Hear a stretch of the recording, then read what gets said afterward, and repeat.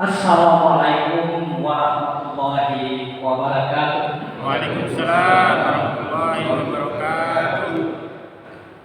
Alhamdulillahirabbil alamin wassalatu wassalamu ala asyrofil anbiya'i wal mursalin ala Muhammadin wa ala alihi wa ashabihi ajmain. Amma. Sidang jamaah pengajian PCN pimpinan cabang Muhammadiyah Kediri yang dimuliakan oleh Allah Subhanahu wa taala. Pertama-tama saya ingin mengajak dulu, marilah kita selalu berusaha untuk meningkatkan kualitas keimanan dan ketakwaan kita kepada Allah Subhanahu wa taala dengan kesungguhan yang tinggi. Dengan harapan melalui pemahaman kita yang baik terhadap zatnya, terhadap segala ciptaan-ciptaannya dan seluruh ajarannya secara utuh, kita dapat berperilaku sesuai dengan kehendaknya di muka bumi ini, sehingga janji-janji Allah untuk memberikan kekuatan lahir dan batin kepada kita semuanya, ketenangan, kedamaian, kesuksesan dan kejayaan dari dunia ini sampai di akhirat kelak benar-benar dapat terwujudkan. Karena apa saja yang terjadi di muka bumi ini, Bapak-bapak sekalian, termasuk dalam kehidupan kita sehari-hari, itu tidaklah terlepas dari sistem keadaan. Inna wa'dallahi haq, sesungguhnya janji Allah itu adalah benar. La yuhibbuka wa'dahu, dan Allah tidak akan mengingkari janjinya. Walakin aktsarun nasi la ya'lamun, tetapi kebanyakan manusia tidak mengetahuinya. Salawat dan salam semoga berlimpah kepada Nabi kita Muhammad SAW beserta keluarga dan sahabat-sahabatnya serta seluruh pengikutnya yang setia sampai hari kiamat nanti. Bapak sekalian yang saya hormati, dalam pengajian yang pertama ini saya ingin menyampaikan materi yang bertemakan tentang 4 fungsi utama Al-Quran bagi umat manusia. Jadi bukan bagi umat Islam saja, tapi bagi umat manusia. Nah, kita ketahui bahwa sekalian yang paling penting, fungsi Al-Quran yang pertama itu adalah sebagai petunjuk, sebagai pedoman hidup kita, agar kita bisa hidup bahagia dan selamat dari dunia ini sampai di akhirat nanti. Nah, oleh karena itu kita bisa melihat dalilnya secara jelas di dalam Al-Quran, yaitu misalnya di dalam surat Al-Baqarah ayat 185 yang berbunyi syahrul Ramadan alladzi unzila fihi Al-Qur'an. Bulan Ramadan adalah bulan yang diturunkan permulaan Al-Qur'an. Untuk apa?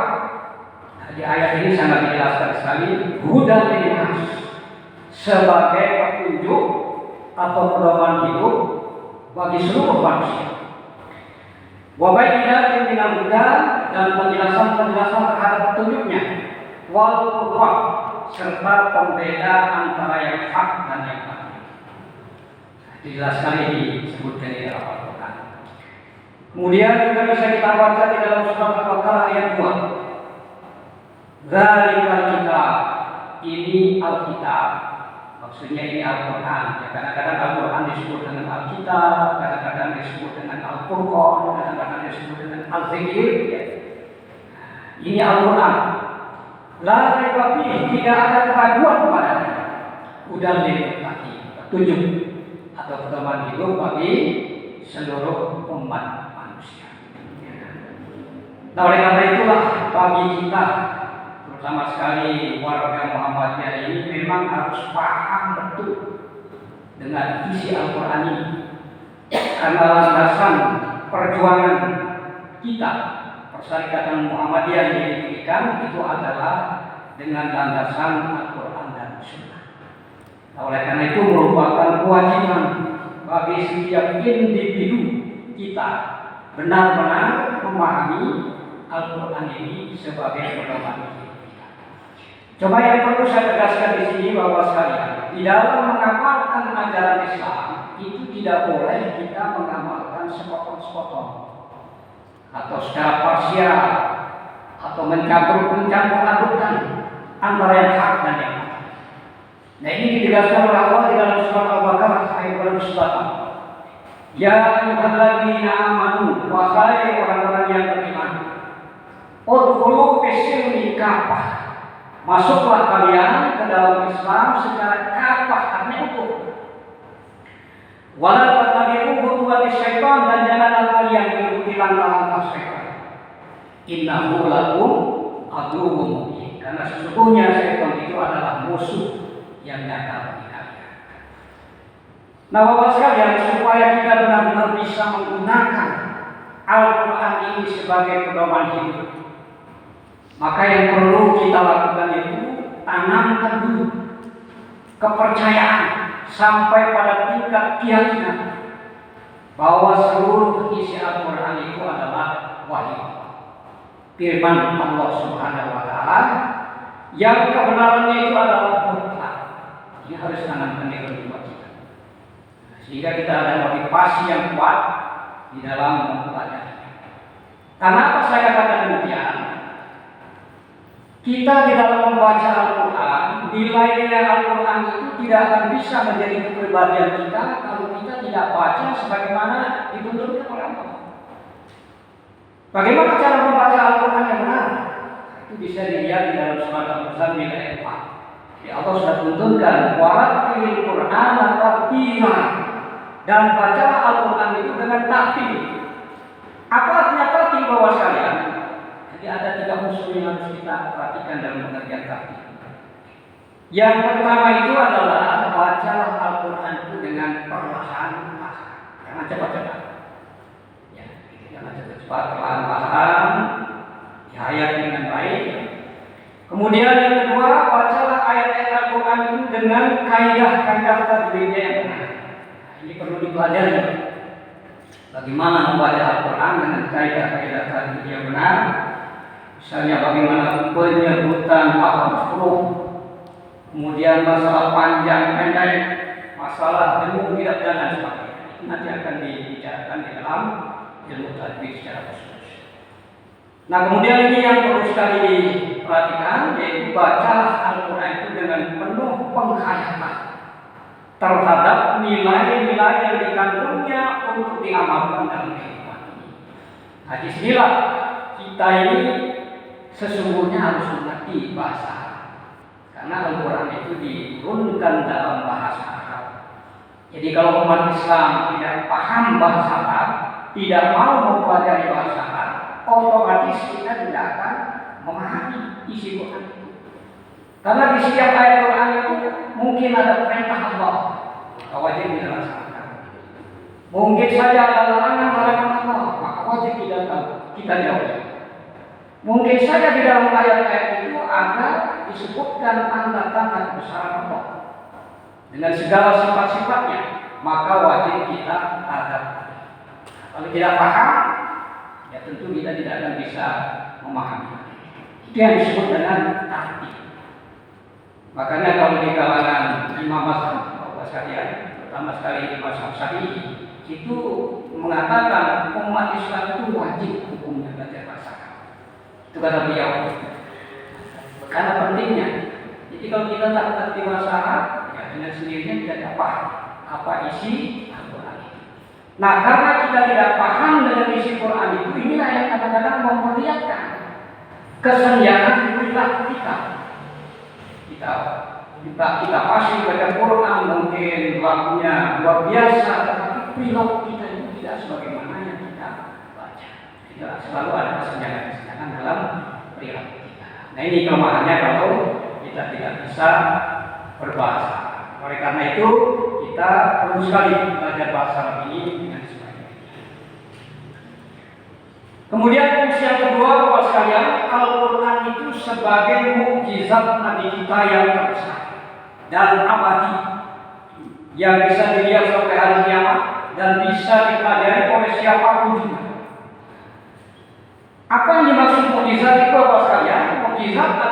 sesuatu yang luar biasa, di mana manusia biasa itu tidak bisa membuatnya. Oleh karena itulah, jadi membaca Al-Quran itu sebenarnya kalau kita lihat umat Islam itu membaca Al-Quran itu ada 8 motivasinya. Jadi yang pertama, dia membaca Quran hanya untuk khatam, amat, dan mendapatkan pahala. Kemudian yang kedua, membaca ayat Al-Quran untuk menghafal dan mengulang-ulang hafalan. Ini sering disebut dengan murajaah. Kemudian yang ketiga, membaca Al-Quran dengan maksud untuk memperbaiki bacaan. Ini sering disebut dengan tahsin dan tahfidz tadi. Kemudian membaca untuk mendengarkan dan menyimak. Selanjutnya membaca Al-Quran untuk mendapatkan berkah dan kesembuhan. Ini disebut dengan ruqyah. Kemudian selanjutnya membaca Al-Quran dengan memperhatikan qiraat berdasarkan riwayat. Selanjutnya membaca Al-Quran untuk mayat atau menghadiahkan pahalanya kepada mayat. Kalau kita perhatikan. Kemudian yang ke-8, ini yang paling baik, yaitu membaca Al-Quran dengan adab. Seperti tadi itu tadi, dan merasakan mukjizatnya. Jadi kalau mukjizat Quran masuk ke dalam diri kita, maka kualitas kita ya nanti seperti sahabat-sahabat Nabi itu, minimal mirip dengan Rasulullah SAW. Karena akhlak Nabi itu adalah Al-Quran. Jadi suatu ketika ada seorang sahabat yang bernama Sa'ad bin Hisham bertanya kepada istri beliau yang namanya Siti Aisyah, "Wahai Siti Aisyah, bagaimana akhlak Rasulullah?" Maka dijawab oleh beliau, "Kana khuluquhul Quran." Akhlaknya itu adalah Al-Quran. Nah, yang perlu saya garis bawahi di sini Bapak sekalian, mukjizat Al-Quran ini berbeda dengan mukjizat nabi-nabi terdahulu. Kalau mukjizat nabi-nabi terdahulu itu sering disebut dengan mukjizat hissi. Tapi kalau Al-Quran bukan mukjizat hissi, tapi mukjizat makna. Bedanya di mana Bapak sekalian? Kalau mukjizat hissi, kehebatan mukjizat itu akan bisa disaksikan oleh siapapun juga. Dari mulai manusia yang pendidikannya paling rendah sampai yang paling hebat di dunia bisa melihat langsung kehebatannya. Satu contoh misalnya mukjizat Nabi Musa. Dia lemparkan tongkatnya di lapangan pada waktu itu yang disaksikan oleh Fir'aun. Kemudian jadi ular, bisa memakan seluruh ular yang dibuat oleh tukang sihir. Itu semua bisa menyaksikan. Nah, tetapi kalau mukjizat hissi dan mukjizat maknawi, Al-Quran ini kalau kita lihat seperti dibaca, sepertinya tidak apa. Karena ini apa? Untuk bisa melihat mukjizat Quran itu memang memerlukan kecerdasan yang tinggi.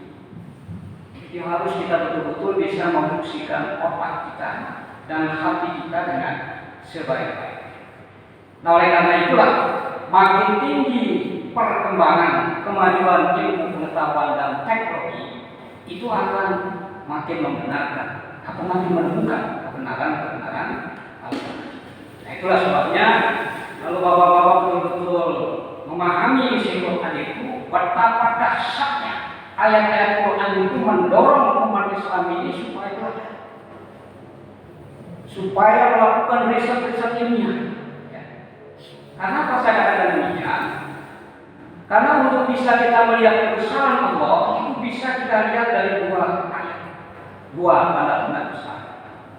Yang pertama yang disebut dengan ayat-ayat kauniyah, itu Al-Quran itu, yang terdiri dari 114 bab, 30 juz, dan menurut tafsir Al-Azhar itu 6.236 ayat. Itu dari ayat 1 sampai 6.236 ayat itu mestilah harus kita baca, harus kita pahami isinya. Dan bagi kita orang Muhammadiyah politik adalah wajib itu. Jadi tidak ada, katakanlah secara person orang Muhammadiyah itu tidak paham isi Quran. Harus paham dengan baik. Karena dengan memahami isi Quran dengan baik, kita memahami sunnah-sunnah Nabi kita dengan sangat mudah. Mudah sekali ada. Kemudian yang kedua itu adalah ayat-ayat kauniyahnya, itu berupa alam semesta dengan segala isi yang ada di dalamnya. Nah itu oleh Allah terjelas sekali Pak di dalam surat Yusuf kalau tidak salah ayat 10 dikatakan. Qul inziru ma fis samawati wal ardh. Telitilah, itu perintah, fi'il amr. Telitilah apa-apa yang ada di langit dan di bumi. Itu perintah melakukan riset ilmiah supaya alam ini bisa terkuasai. Karena alam ini diciptakan oleh Allah Subhanahu wa taala untuk manusia ini, untuk kesejahteraan manusia ini. Oleh karena itu kalau kita malas melakukan riset, otomatis umat Islam jarang akan bisa melahirkan ilmu. Makanya di dalam hadis Nabi mengatakan, ya dalam hadis Nabi bersabda, barang siapa memahamkan Al-Quran, dia akan bisa melahirkan banyak ilmu. Itu kata Rasulullah. Jadi kalau kita misalnya melihat laut, kita teliti laut itu. Nah, lama-lama akhirnya melahirkanlah satu ilmu yang disebut dengan oceanografi, misalnya ilmu tentang lautan. Kita melihat gunung menjulang tinggi, perintah Allah teliti gunung itu. Jadi lama-lama melahirkan satu ilmu yang disebut misalnya dengan vulkanologi dan lain sebagainya. Jadi itu dari hasil-hasil riset itulah akhirnya muncul berbagai macam. Nah itu mukjizat Al-Quran itu disebut dengan mukjizat makna. Kemudian yang ketiga, Bapak sekalian, Al-Quran ini diturunkan untuk semua manusia. Jadi kalau data PBB sekarang mengatakan penduduk dunia ini sudah 6 miliar lebih, mungkin menghampiri 7 miliar ya semuanya. Apapun suku bangsanya, apapun bangsanya, apapun rasnya, apapun golongan-golongan dan aliran-alirannya, apapun agamanya, Quran diturunkan untuk semua. Nah persoalan manusia mau menerima atau tidak itu nomor dua. Karena kalau kita lihat sejarah dari zaman dahulu sampai sekarang dalam Nabi kita Muhammad, sikap manusia di dalam mensikapi kitab-kitab suci, ya ada bergolong-golongan. Ada golongan manusia yang percaya 100%, kemudian mempelajari dengan sebaik-baiknya dan mengamalnya, ini disebut dengan mukmin. Kalau banyak mukminun. Ada golongan manusia yang menolak 100%, tidak mau percaya. Oh itu hanya karena Muhammad saja. Nah, ini disebut dengan kafir. Kalau zamannya kafirun. Ada yang menerima hanya sekedar di mulut, tapi hatinya menolak. Ini disebut dengan munafik. Ada juga yang menerima dalam pengertian dia percaya bahwa Quran itu kebenaran, tapi dia keras kepala.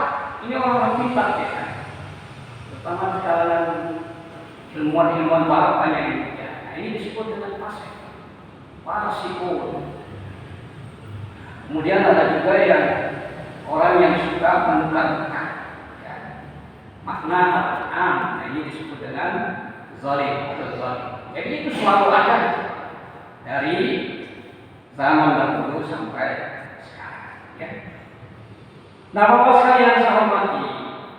Jadi ketika Al-Quran ini diturunkan 15 abad yang lalu, situasi dunia pada saat itu sama sekali di Jazirah Arab itu sudah banyak ada agama, sudah banyak ada kitab suci. Ya. Nah, sehingga banyaklah penduduk Makkah yang percaya kepada perjanjian lama, percaya kepada perjanjian baru, sehingga dia memeluk agama Nasrani, agama Kristen dan lain sebagainya. Bahkan paman Siti Khadijah, istri Nabi kita, Waraqah bin Nawfal, itu adalah agama Nasrani.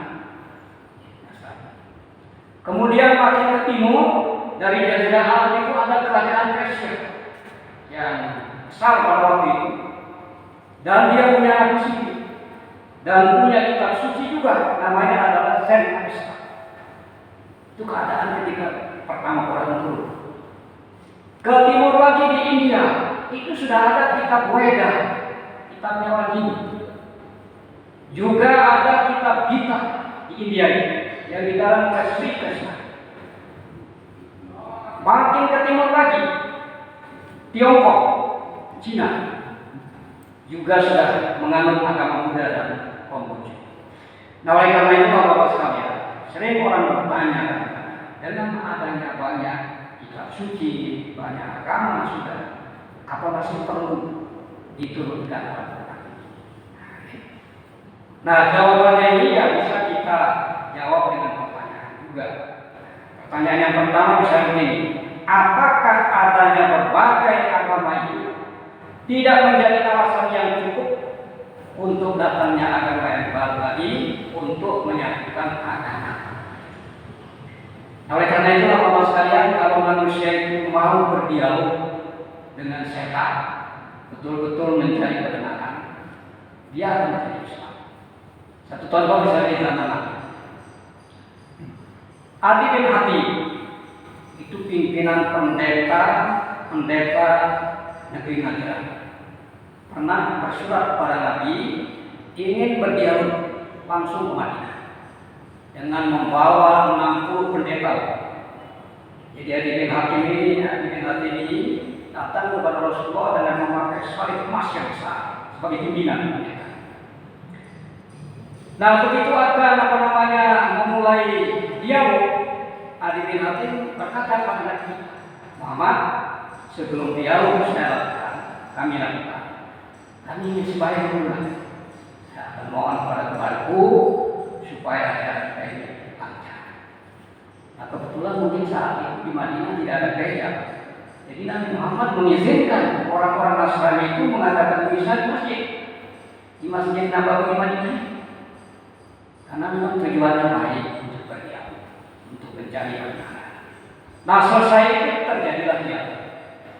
Jadi yang dialog itu hanya masalah tauhid, masalah Trinitas. Jadi nanti menjelaskan dengan sangat jelas, gamblang, akhirnya masuklah ke dalam otak dan hati. Jadi diskusinya cepat sekali. Akhirnya di hadapan Nabi Muhammad, Adi bin Hatim ini melepas salibnya, menyatakan bahwa dia masuk Islam. Karena pemimpinnya sudah masuk Islam, ada pendeta-pendeta yang di belakang itu juga masuk Islam.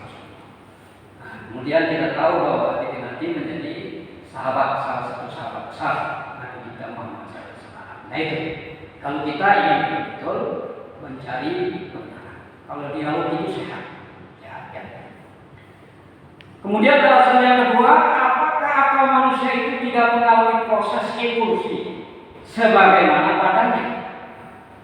Dan karena revolusi fisik itu akhirnya mencapai bentuk yang sempurna, apakah revolusi mental dan rohani manusia itu tidak menuju ke arah kesempurnaan yang terakhir, yang sebenarnya adalah merupakan tujuan daripada adanya manusia itu?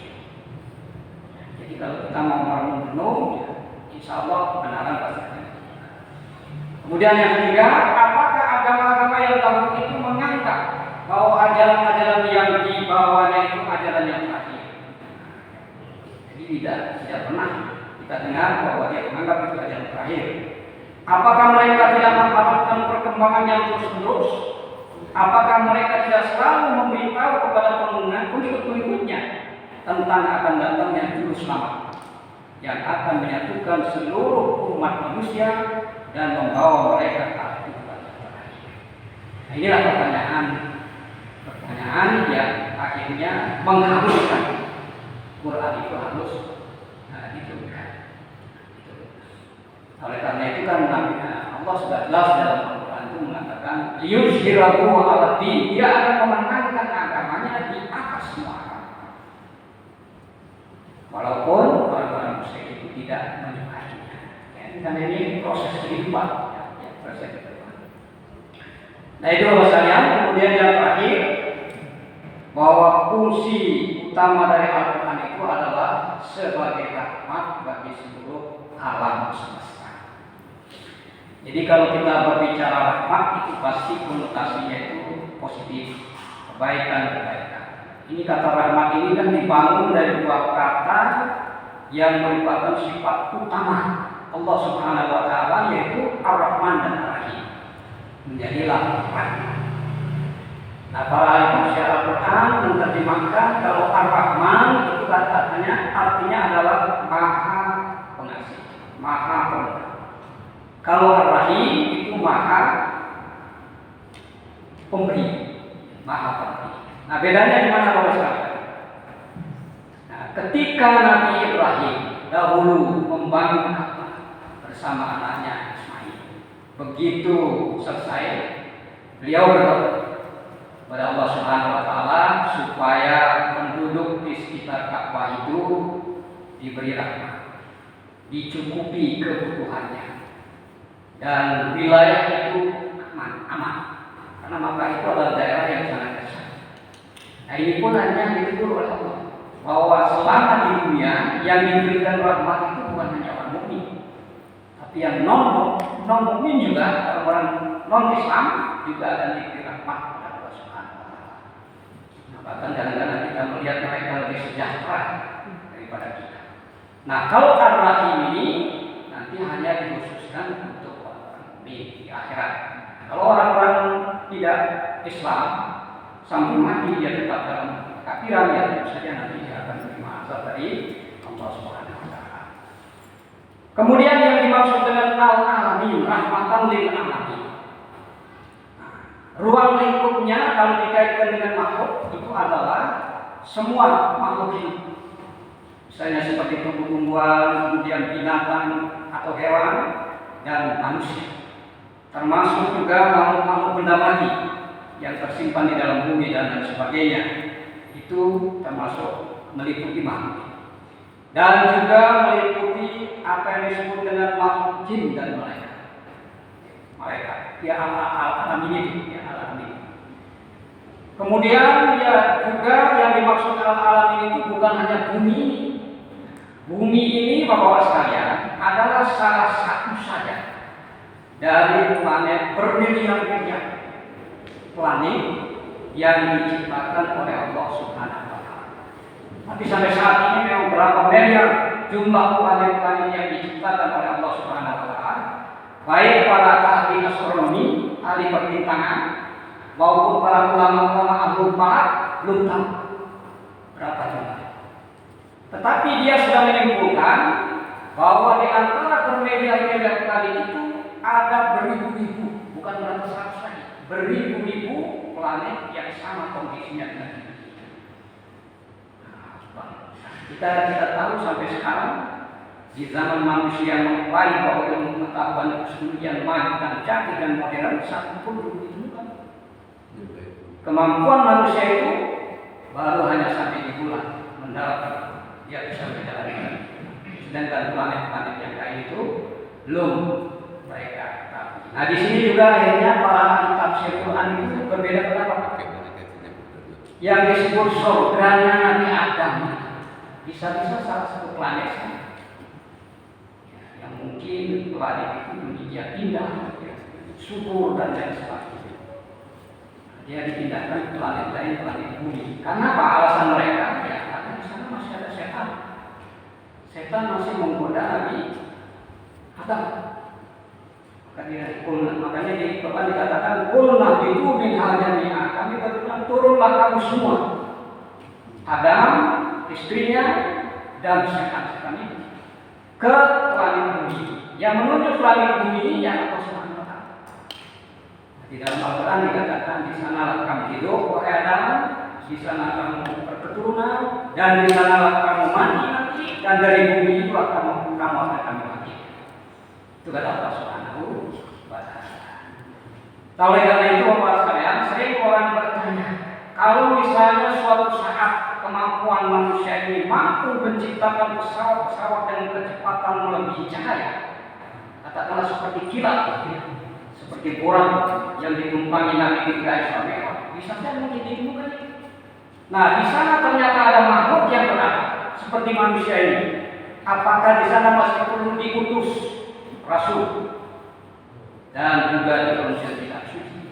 Maka jawabannya itu adalah tidak. Kenapa? Karena pengutusan Nabi kita Muhammad SAW ini sudah meliputi seluruh alam semesta. Nah, itulah masalah-masalah gaib di dalam Islam itu ada dua macam, Pak. Yaitu yang pertama gaib mutlak. Ini selamanya kita tidak bisa membayangkan.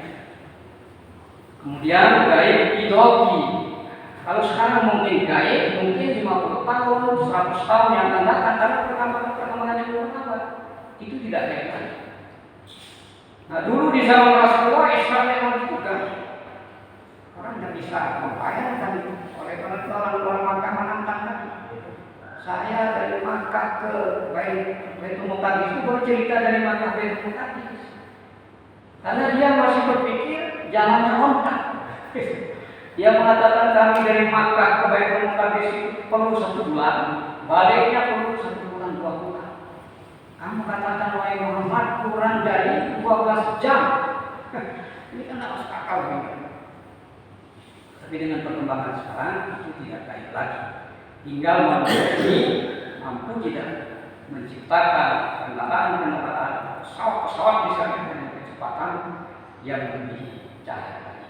Karena sekarang baru bisa manusia membuat teknologi yang melebihi suara saja, cahaya pun. Pesawat jet itu melebihi suara.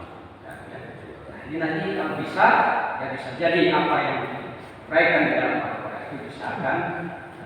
Nah, dengan memahami fungsi utama Al-Quran inilah diharapkan manusia itu ada ketertarikan di dalam mempelajari isi Al-Quran ini dengan kesungguhan yang tinggi. Oleh karena itu, kami menghimbau kepada bapak sekalian, mari kita biasakan membaca Al-Quran setiap hari. Saya dulu punya guru, namanya Kiai Habib Adnan. Dia memberitahu saya begini, kamu itu kan sudah kuliah, sudah jadi calon sarjana. Jadi sekarang itu caranya supaya kamu mencintai Al-Quran. Sekarang pasti kamu belum senang membaca Quran, belum cinta. Bacalah setiap ayat 1, setiap hari 1 ayat. Misalnya kalau baru ya baca Bismillahirrahmanirrahim dengan terjemahnya. Selesai. Besok ayat kedua, besok ayat ketiga, tapi renungkan sedikit. Kenapa? Karena bahwa sekalian Al-Quran ini memang seperti magnet. Makin sering kita baca, makin sering kita renungkan isinya, sepertinya kita juga kenal. Sehingga akhirnya setiap hari tidak puas kita hanya baca 1-2 ayat, akhirnya terus ingin. Nah kalau sudah kita baca semua, walaupun hanya sekedar terjemahan, kita paling tidak sudah tahu kesimpulan isi Quran. Walaupun ada yang tidak paham, karena ayat Al-Quran itu kan ada yang disebut dengan ayat-ayat muhkamat, ada ayat-ayat yang mutasyabihat. Kalau yang muhkamat ini cepat terang sekali. Nah, yang mutasyabihat ini kadang-kadang menggunakan interpretasi. Nah ini perlu didalami dengan tafsir. Kalau saya itu lanjutkan dengan tafsir al-Qur'an. Kalau mau baca tafsir, kalau beliau juga itu baca 1 tafsir saja. Jangan tafsir ini dan baca 1 tafsir. Kalau kamu senang misalnya tafsir Al-Maraghi, baca Al-Maraghi sampai dari 1 sampai 30. Kalau misalnya senang dengan tafsir Ibnu Katsir, baca 1 sampai 30. Begitu saja. Dan saya praktekkan itu. Dan alhamdulillah benar-benar saya menjadi sangat tertarik dengan isi Al-Quran itu dan yakin betul dengan kebenaran Al-Quran yang bisa membawa kebahagiaan bagi diri kita, bisa membawa keselamatan dari dunia ini sampai di akhirat. Nah, saya kira bagi kita warga Muhammadiyah ini merupakan satu hal yang sangat perlu kita lakukan sehingga betul-betul kita paham isi Al-Quran itu. Demikian saya kira mudah-mudahan apa yang saya sampaikan ini bisa menjadi bahan renungan kita semua. Pak Aris, Tadi Ustaz sudah menjelaskan 4 fungsi Al-Quran, yang diantaranya adalah Islam itu rahmat bagi semua orang atau semua yang ada di dalam bumi. Cuma sayangnya saya pernah baca katakanlah kita bicara negara yang paling Islami dalam satu survei itu bukan negara Islam, tapi malah dari hasil survei itu konon malah Finlandia kalau tidak salah, negara Eropa. Dalam artian ternyata di negara itu ya dalam tanda kutip secara tidak langsung sudah mengamalkan ajaran-ajaran agama Islam, entah mungkin masalah kebersihan, kesejahteraan, kemudian kepedulian penguasa terhadap rakyatnya, dan luar biasa. Nah, memang betul di Finlandia itu negara itu betul-betul semacam kayak apa itu yang sering ditentang oleh orang-orang itu apa? Khilafah. Ya, khilafah. Jadi Finlandia itu secara tidak langsung sudah mengamalkan itu. Nah, cuma saya yang meneliti saya kok bukan malah negara Islam. Memang saya cari-cari hampir kalau kita lihat negara Islam ya semacam kayak apa itu Dubai itu negara Islam tapi dia terlalu glamor ya. Arab Saudi pun juga mungkin dalam tanda petik juga kepedulian terhadap apa ya mungkin umat yang lain pun juga artinya kenapa sebenarnya apa yang sebenarnya terjadi ya mungkin Turki ya Turki ya alhamdulillah kayaknya sudah lumayan bagus tapi juga belum istilahnya menjadi panutan juga. Nah, yang ingin saya tanyakan sebenarnya apa masalahnya umat Islam yang dikaruniai Al-Quran sebagai mukjizat itu ternyata belum bisa memberikan kemaslahatan ataupun rahmat lil alamin atau apa tadi ar-Rahman ar-Rahim itu kenapa kok belum mungkin itu dulu. Baik, catat dulu sampai yang lain mungkin. Jadi sedikit koreksi Pak Haris. Jadi kalau kita baca di Google sebenarnya negara paling Islami itu adalah Irlandia, bukan Finlandia. Jadi kalau Finlandia itu adalah negara yang paling bahagia, beda. Ini negara yang kebetulan jadi tuan rumah Sudirman malam ini. Jadi baik itulah faktanya. Jadi faktanya demikian. Tapi yang perlu saya jelaskan di sini kebenaran isi ayat Al-Quran, ayat-ayat Al-Quran itu adalah bersifat universal. Ya. Jadi siapa saja yang mengamalkan pasti ada akibatnya. Walaupun nanti itu hanya sebatas di dunia, ya. Masalah disiplin, kebersihan dan lain sebagainya itu memang sudah diuraikan dengan jelas. Ya. Makanya Syekh Muhammad Abdul dan Muhammad Rasid Ridho, pengarang tafsir Al-Manar itu pernah berkata, Al-Islamu majhulun lil muslim. Islam itu rusak karena perilaku yang diperlihatkan oleh orang Islam itu sendiri yang tidak mencerminkan nilai-nilai daripada Al-Quran itu sendiri. Nah inilah pentingnya kita harus kembali memahami, tekanannya pada memahami isi ayat-ayat Al-Quran itu dengan sebaik-baiknya, kemudian kita amalkan. Nah mengamalkan itu yang mulai dari wujud ideal, mulai dari konsep-konsep kita, pendapat-pendapat kita ya, yang bersumber di otak kita. Kemudian dalam wujud sosial, perilaku, akhlak, dan dalam wujud fisik, hasil karya kita. Nah itu kalau di dalam ilmu antropologi itu disebut dengan kebudayaan. Satu kata saja kebudayaan. Nah ini kelemahan kita juga. Para ustadz-ustadz ini tidak pernah membahas Islam sebagai satu sistem kebudayaan. Jadi yang dibahas itu hanya Islam sebagai satu sistem agama. Padahal yang disebut dengan kata ad-din, al-yawma akmaltu lakum dinakum, inna dina indallahi Islam. Ad-din ini sampai sekarang ini belum ada satu kosakata bahasa Indonesia yang bisa menerjemahkan ad-din sebagaimana yang dimaksud Al-Quran. Nah, kalau kita lihat sekarang terjemahan Al-Quran itu ad-din selalu diartikan dengan agama. Nah, ini sebetulnya belum lengkap.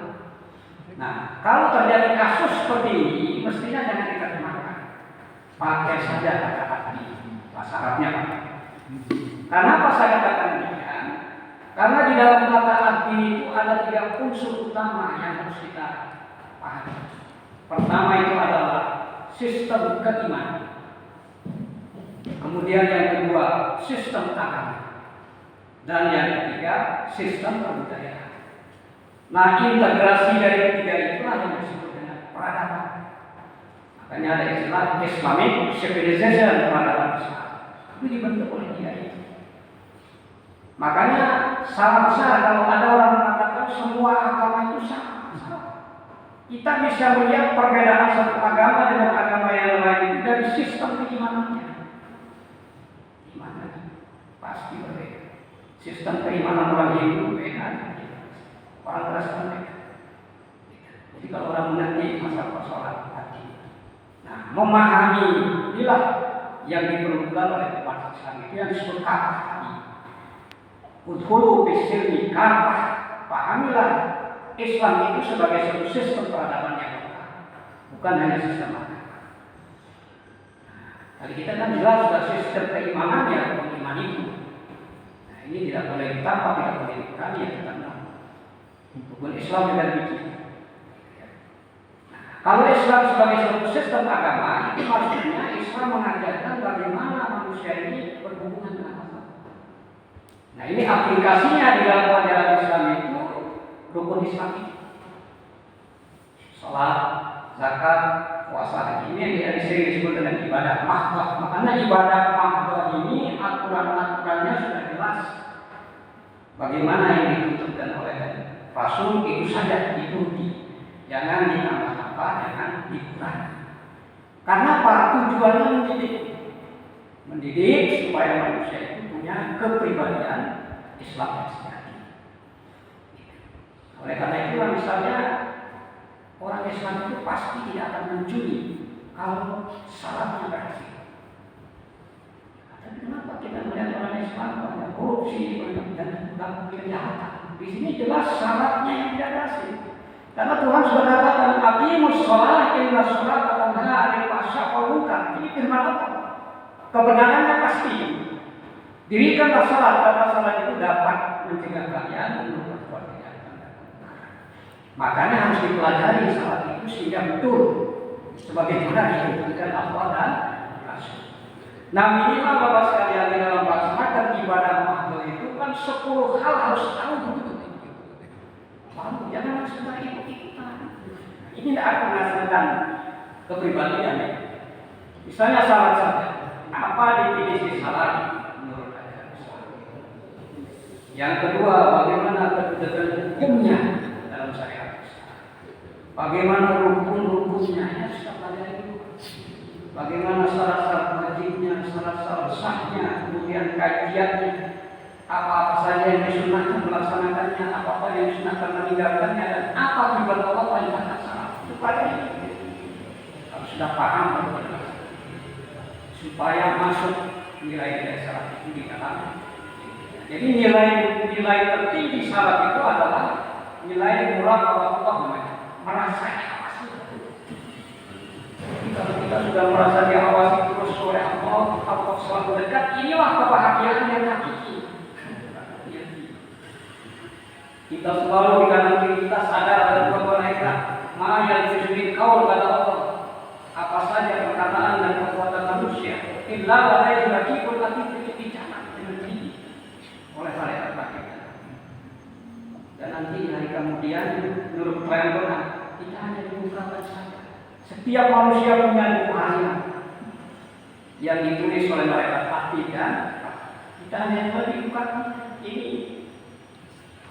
kelakuanmu selama ini.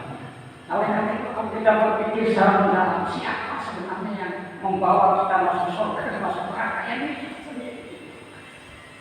Jadi Allah tidak menzalimi manusia, orang itu sudah diberi petunjuk. Tuntunan ini kalau kamu selamat, kita tidak mau. Semua dicatat. Kebuka-buka ternyata kejahatan yang lebih besar. Jadi ujung kita surga juga malu. Ada rahasia. Dan begitulah nanti di akhir.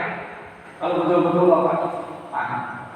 Jadi demikian juga Negara walaupun dia mengaku saya Islam, namun memang perilakunya tidak mencerminkan orang Islam ya juga ya gimana kalau ikut negeri Islam. Nah, kadang-kadang orang-orang Barat ini karena dia itu rajin melakukan penelitian, dari hasil penelitian ilmunya itulah menemukan isi ayat-ayat Quran ini, kemudian dia laksanakan dengan sebaik-baiknya.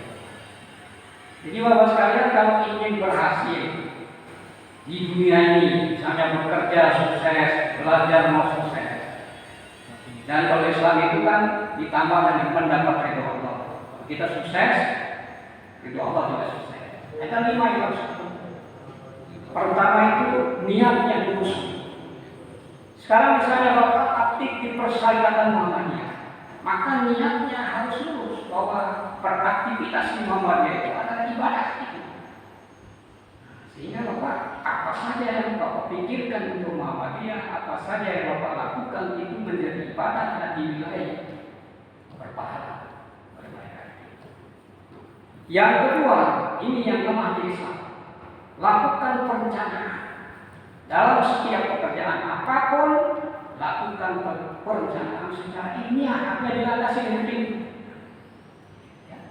Landasi, sehingga kita bisa membuat proposal yang baik, masuk akal dan bisa. Harus ada. Kemudian yang ketiga, kalau sudah demikian, lakukan gerakan. Jadi Muhammadiyah ini kan gerakan. Jadi kalau Muhammadiyah tidak mau bergerak, tidak mungkin. Dia bisa menghasilkan banyak lembaga pendidikan, punya rumah sakit, punya macam-macam, dan bisa bertahan sampai 1 abad. Karena Muhammadiyah melakukan gerakan, maka dia bisa bertahan. Nah, sudah melakukan gerakan, lalulah jangan berhenti berdoa supaya apa yang kita sudah gerakan bisa terwujud. Dan yang terakhir, baru kita mengatakan bertawakal. Jadi tawakal itu apa akhirnya? Urutannya niat, lakukan perencanaan secara ilmiah, lakukan gerakan, berdoa terus-menerus. Mengapa kita disuruh bertawakal kepada Allah? Bisa jadi Bapak sekalian, Bapak sudah mengikuti perintah Allah dengan baik, perintah Rasulullah dengan bagus, tahapan-tahapan. Kok gagal? Ini harus dipahami. Bisa jadi Tuhan masih ingin menguji kita. Bila saat memberikan kegagalan kepada apapun ini, bisa saja sedikit bersabar. Itu pertanyaan apa?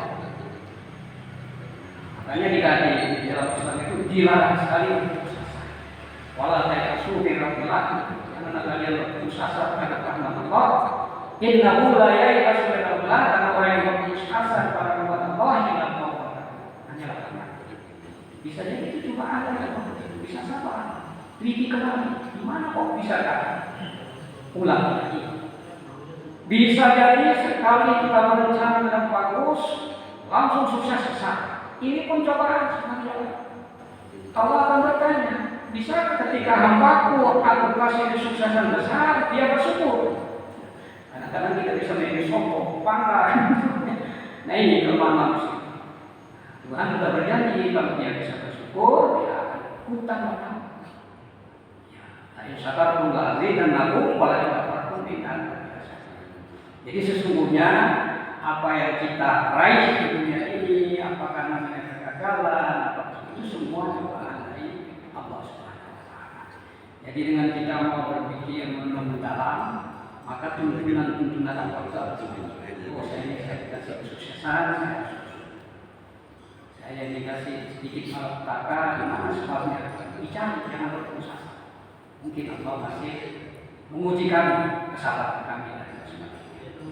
Jadi intinya kembali, kalau kita benar-benar melaksanakan perintah Allah ini dengan baik, dengan penuh disiplin dan utuh saya katakan tadi itu, maka insya Allah rahmat Allah itu pasti turun kepada kita secara pribadi. Kalau pribadi melaksanakan, bisa keluarga, kalau keluarga melaksanakan, bisa masyarakat, bisa bangsa. Nah, kembali sekarang ini kepada pemahaman, ya, pemahaman ajaran agama kita itu dengan baik. Ya. Makanya ya kita memang dilarang sekali juga hanya sekedar bertaklid, karena manusia ini kan makhluk cerdas, makhluk yang diciptakan oleh Allah itu paling sempurna. Laqad khalaqnal insana fi ahsani taqwim, sempurna di otak, di hati dan sebagainya. Maka dipakai untuk berpikir dan jangan hanya sekedar ikut-ikutan saja. Kita harus tahu ya hadirnya. Kalau di kita di Muhammadiyah itu ya 3 pola berpikir itu mesti harus dilakukan. Yang pertama itu adalah yang disebut dengan pendekatan bayang, hanya pendekatan melalui nas-nas Al-Quran dan hadis. Harus jelas ayat Al-Quran mana. Kemudian yang kedua itu pendekatan rohani, pendekatan ilmiah tadi. Dan yang terakhir pendekatan bayang, artinya menyeimbangkan antara kemampuan otak dan hati kita, sehingga diharapkan kita selalu berada di tengah. Inilah yang disebut dengan wasiyah wasat. Lalu sudah ada keseimbangan, tidak ekstrem kiri dan kanan. Saya kira itu maksudnya.